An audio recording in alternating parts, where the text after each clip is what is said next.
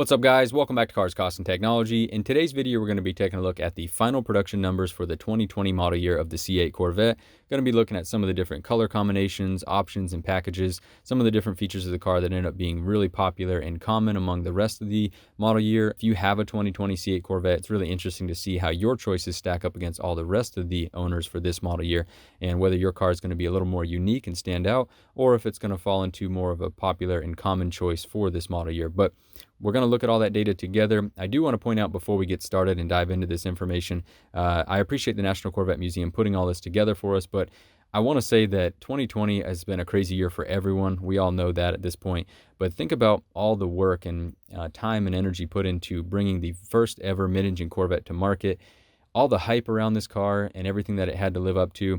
For it to come in 2020, which ended up being pretty much the worst year in recent history for a new car launch, other than maybe 2008 or 2009, it's really too bad. But at the same time, you have to give the Corvette team credit for really pulling it off as best as it probably could have been done. I know that it wasn't exactly perfect. There's been a lot of bumps along the way, but they still produced over 20,000 of these cars, and we're going to talk about that in a second. So that's really impressive, all things considered. I know that 2019 was also a rough lead up for this year. You had the strike and some issues before the unveiling of this car. So it's just been a really bumpy process so far for the C8 Corvette. It does look like the 2020 model year production will finally end on December 7th, which is much later than it typically does. It also started later than it normally does, had multiple gaps in between. It's just been one problem after another. So here's to hoping that when 2021 production starts on December 8th or shortly thereafter, everything goes smoothly, everyone waiting for their cars gets them quickly, and we see the inventory catch up. Everyone's able to buy one of these cars at sticker or even below sticker soon. And everything, all the craziness of 2020 is in our past. But with that being said, let's go ahead and dive into these numbers, and we'll take a look at some of the popular options and specs on the 2020 C8 Corvette. So like I mentioned earlier, for the 2020 model year of the C8 Corvette, they were able to build over 20,000 cars, the exact number being 20,368. Of that 20,368, 16,787, or 82.4%, were coupe models, 3,581, or 17.6%, were convertible models. That's no surprise considering that the convertible went into production quite a bit later in the year than the coupe did. I'm curious to see how that changes for 21 and 22, considering the convertible has been very popular and I had a chance to spend some time with it myself. Can definitely say it's a really cool option and could even see myself going towards the hardtop convertible in the future.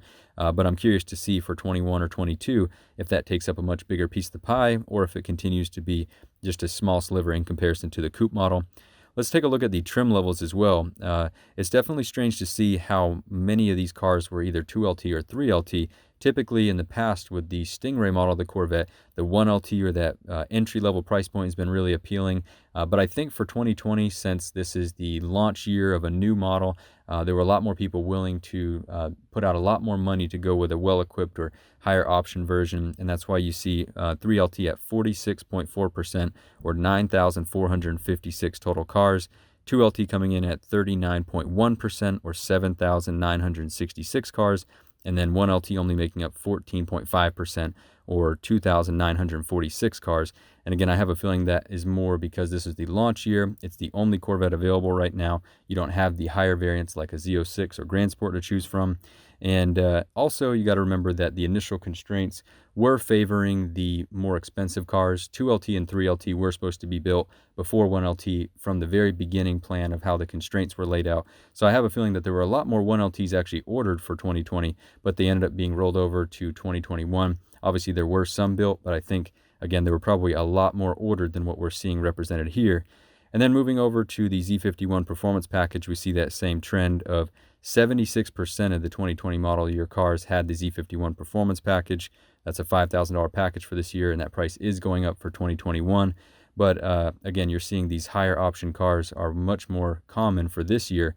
I think partly because it's the launch year, it's the only Corvette available right now, and also, again, these more expensive builds were favored and pulled for production earlier than some of the base model cars would have been.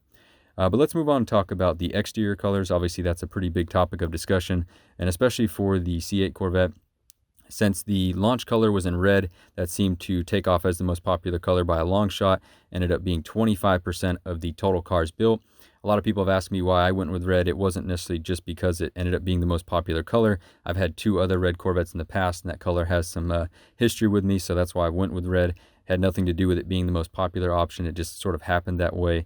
I did also want to point out that Rapid Blue was really popular, and I think a lot of people would have went with that color if it wasn't for the fact that it started so late in the year in terms of availability. That only made up 6% of the total cars, but I have a feeling that will be higher for 2021. Some of the colors that ended up doing much less numbers were Accelerate Yellow and Zeus Bronze. For Zeus Bronze, that ended up being the lowest color with only 2.7%. I think a lot of us probably could have predicted that since it's a lot more unique color. I'm not going to say it's a bad color. It's not necessarily my favorite, but I think most of us could have anticipated that that would not be the most popular color. But for those of you that went with Zeus Bronze, you're definitely going to have a more unique car that's going to stand out, and there's very few of them now, especially if you had, say, a Zeus Bronze Convertible.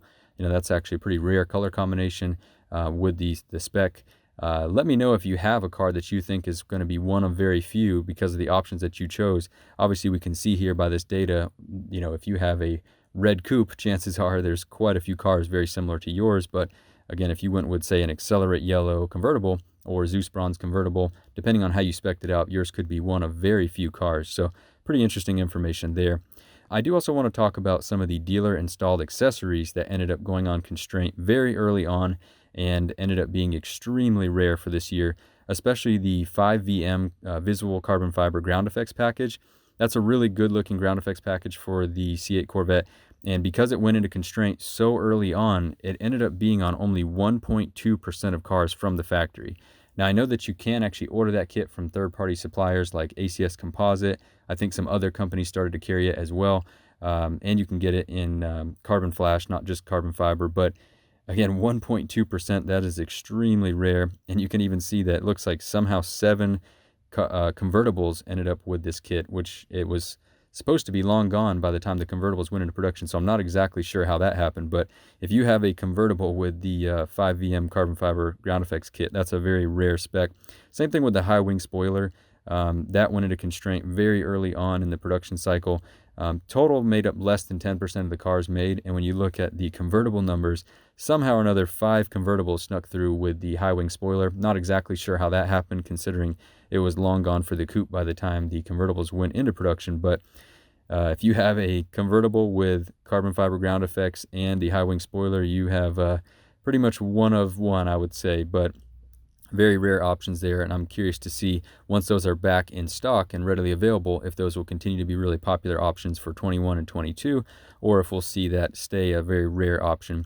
But really interesting information there. I will have a link in the description if you want to check out the full PDF from the National Corvette Museum with all the details on here. I don't necessarily want to go through every single bullet point here and go through all the numbers, but you do have information on the caliper colors, seatbelt colors, interior color combinations, as well as seat choice. There's a ton of different information here that you can look through to see what's popular and what's not. I just wanted to point out a few things that stood out to me as sort of interesting and some of the more rare options on the car, as well as some things that ended up being very popular. But anyway, guys, let me know in the comments below again if you think yours is going to be one of the more rare cars. I know before selling my C8, it was definitely going to be a much more common spec. You can tell by just this information mine would have been probably in the most common category, but still was a great spec for me. I liked it. Anyway, guys, I appreciate you watching. Look forward to hearing your feedback on this topic, and we'll talk to you next time. Hope you have a great day.